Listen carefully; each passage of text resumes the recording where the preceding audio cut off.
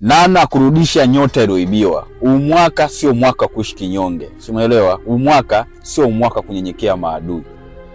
Yani ni very simple, unafanya pasipo kumtafuta yoyote. Pasipo kunipigia hata mimi. Umeelewa? Wewe mwenyewe unafanya.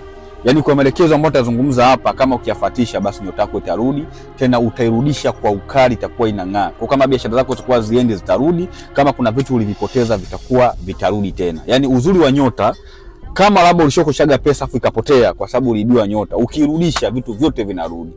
Yani vinarudi kwa sababu vinavyo sense wewe kupata vitu ni uwezo wako wa ndani. Sasa kama hakuna connected baina wewe na ulimwengu, uweze kuvipata hivyo vitu. Ila kama utakuwa connected na ulimwengu lazima uvipate. Sasa tunafanyaje kama umeibiwa nyota?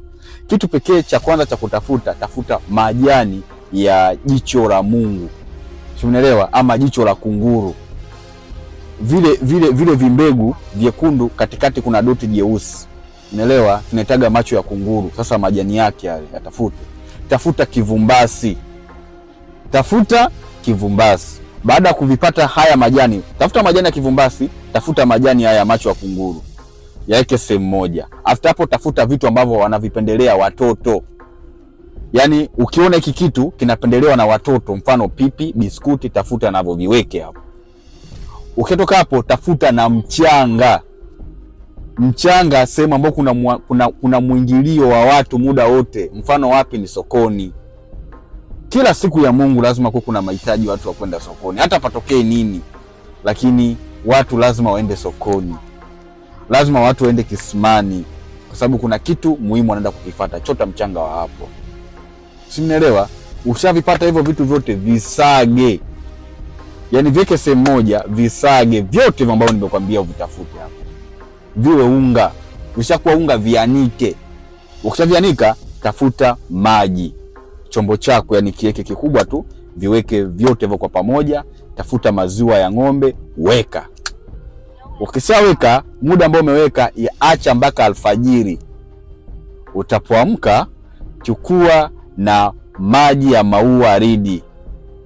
Weka, nenda kaoge. Utaoga kwa muda wa ndani ya siku 7. Hivi vitu kila siku unaweka nani wako, unaenda kuoga, unaweka nani wako, unaenda kwa muda ndani ya siku 7.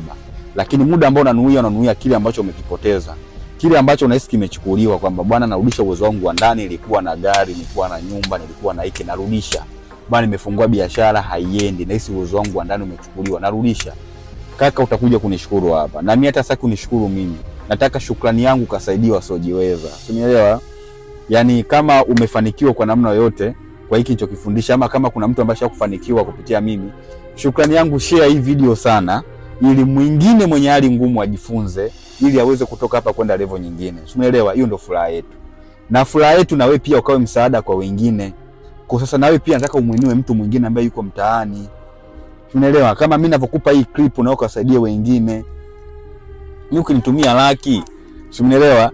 Kwa sababu hii kaka Manyanda labda uniambia kujiunga Manyanda African Power, hapo ni kweli. Kaka Manyanda kana nijiunge kwenye kikundi chako, kuna hii. Lakini swala la kusema kama Manyanda shika 10,000 na shukuru, hiyo wasaidie wasiojiweza. Sema inatoa kwa ajili Manyanda alisema kwamba nitapofanikisha nikasaidia wasiojiweza, basi utafanikiwa zaidi na zaidi.